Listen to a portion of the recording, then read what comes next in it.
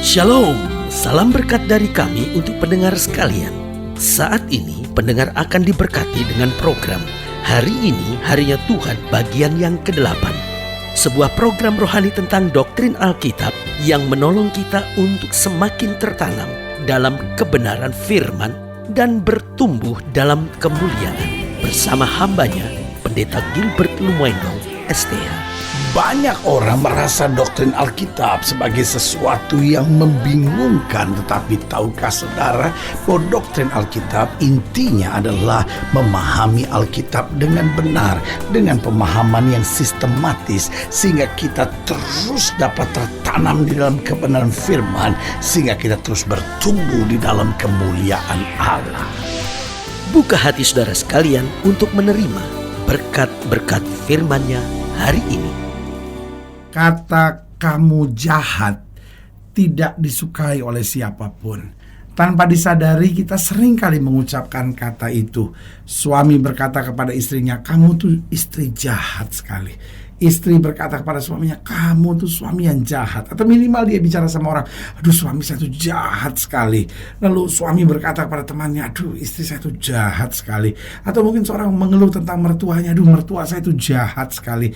Atau mungkin mertua mengeluh, saya punya menantu itu menantu yang sangat jahat. Nah saudara yang kekasih dalam Tuhan, kita seringkali tidak mau disebut jahat. Kita senang menuding orang lain jahat. Nah, kita harus mendefinisikan jahat itu apa sih?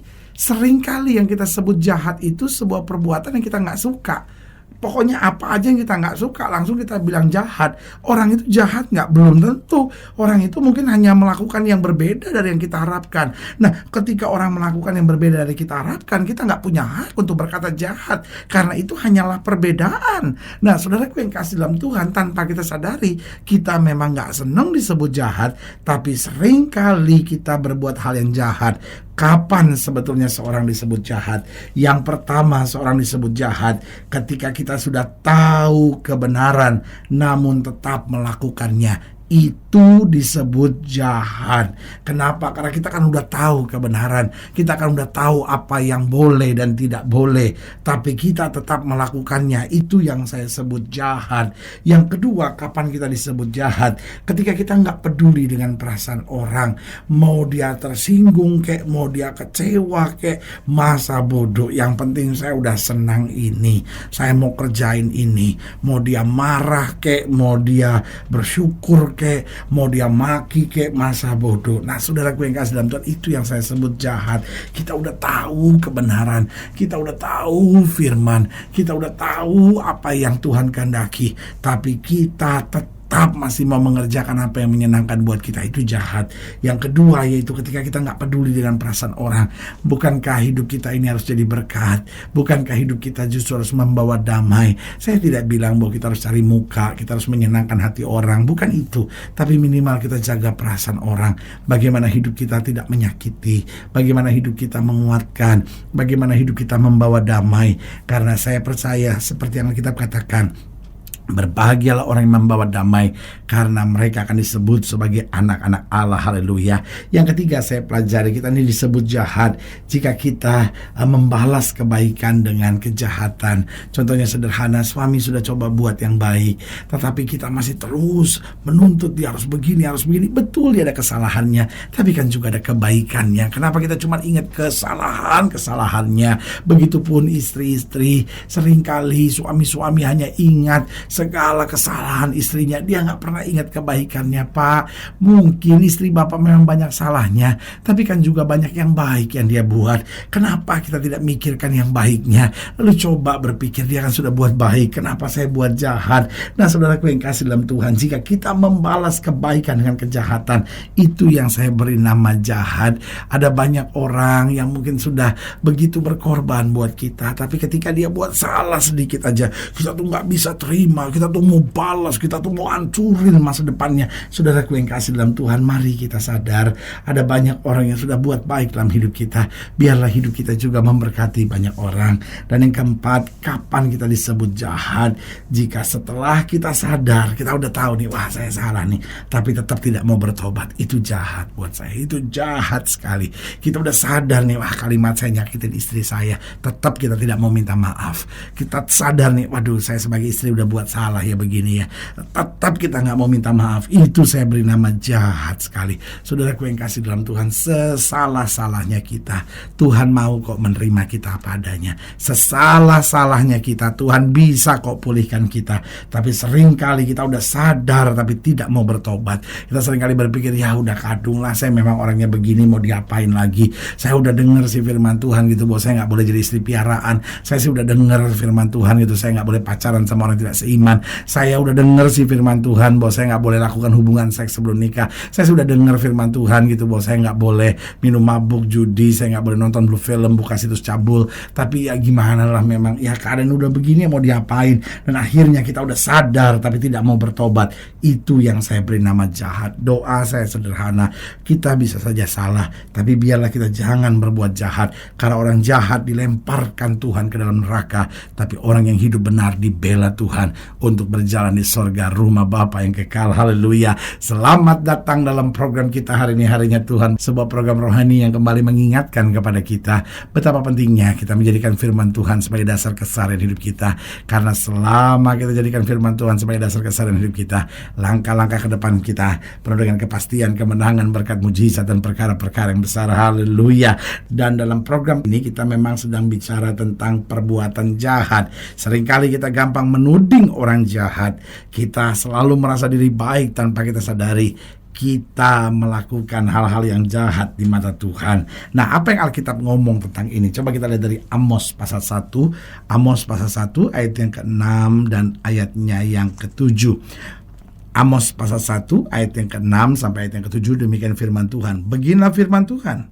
Karena 3 perbuatan jahat Gaza, bahkan 4, aku tidak akan menarik kembali keputusanku. Jadi dengan lain kata, Tuhan bilang, kamu tidak sadar kamu berbuat jahat, tapi aku menjumpai ada 3 perbuatan jahat Gaza, bahkan 4. Karena itu aku tidak akan menarik kembali keputusanku. Oleh karena mereka telah mengangkut ke dalam pembuangan suatu bangsa seluruhnya untuk diserahkan kepada Edom. Aku akan melepas api ke dalam tembok Gaza sehingga purinya dimakan habis. Nah, saudaraku yang kasih dalam Tuhan, saudara lihat, kalau kita tetap masih mengeraskan hati dan mau hidup sebagai orang yang jahat di mata Tuhan, seperti yang sudah kita lihat tadi, kita sudah tahu kebenaran tapi tetap tidak mau melakukan kebenaran.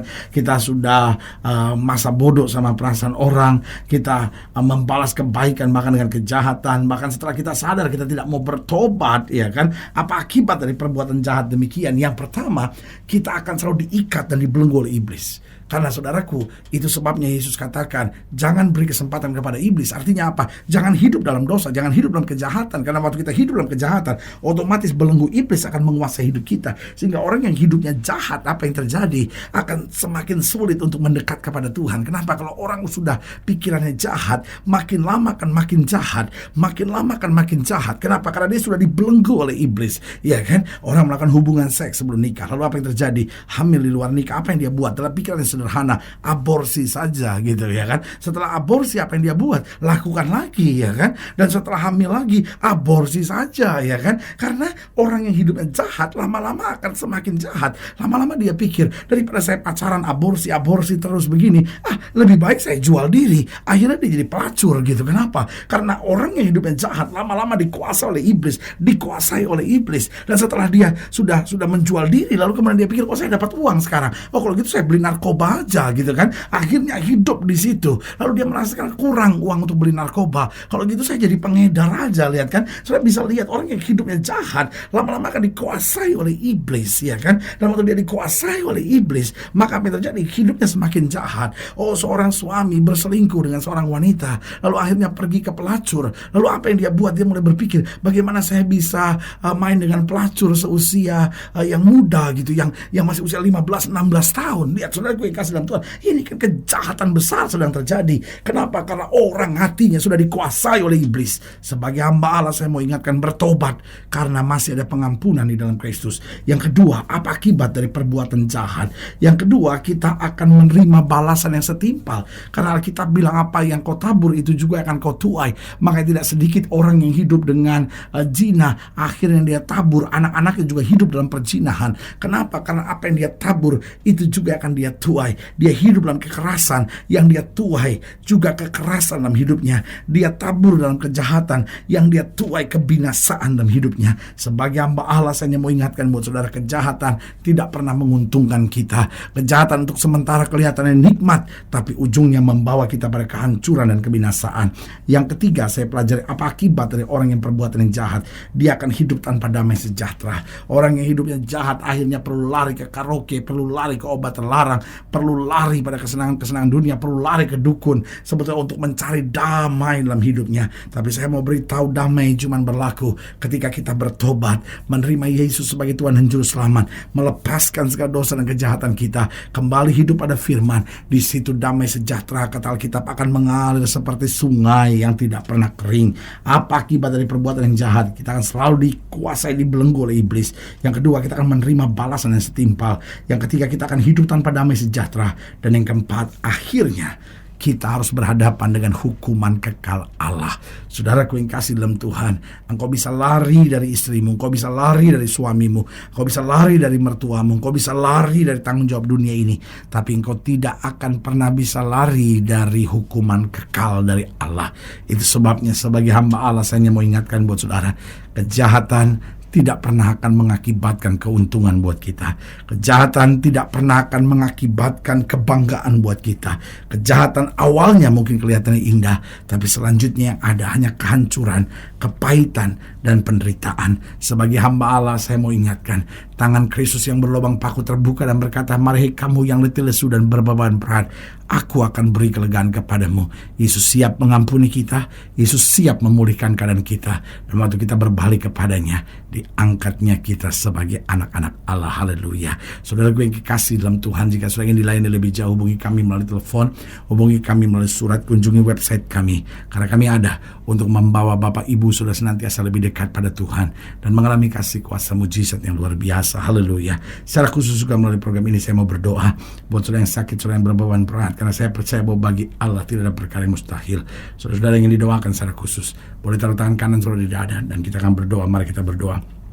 Bapa, dalam nama Yesus, kalau Tuhan jumpai perbuatan jahat dalam hidup kami, oh Tuhan jamah, hamba berdoa buat setiap pendengar sekalian, mereka yang taruh tangan kanannya di dada, hamba doa di dalam nama Yesus, Tuhan jamah, ubah hidup kami, sehingga mulai hari ini kami berjalan kebenaran seturut dengan firman, dikuatkan oleh Roh Kudus senantiasa. Hamba juga doa buat yang sakit, Tuhan sembuhkan, yang lemah Tuhan kuatkan, yang jatuh Tuhan angkat, sehingga hari ini boleh menjadi hari berkat, hari kemenangan, hari damai sejahtera, hari di mana kami melihat kemuliaan Tuhan dinyatakan. Di dalam nama Yesus kami berdoa. Haleluya. Amin. Saudara gue yang kekasih dalam Tuhan, kita sudah berdoa. Ingat, tidak pernah Allah lalai menepati janjinya. Inilah saatnya buat kita untuk bangkit, bersemangat, bersukacita dalam menghadapi segala perkara. Karena kita tahu Yesus hidup, Yesus berkuasa, dan selalu menyediakan yang terbaik buat anak-anaknya. Doa saya menyertai saudara. Sampai berjumpa pada program berikut. Dan jangan lupa, jadikan hari ini harinya Tuhan. Haleluya.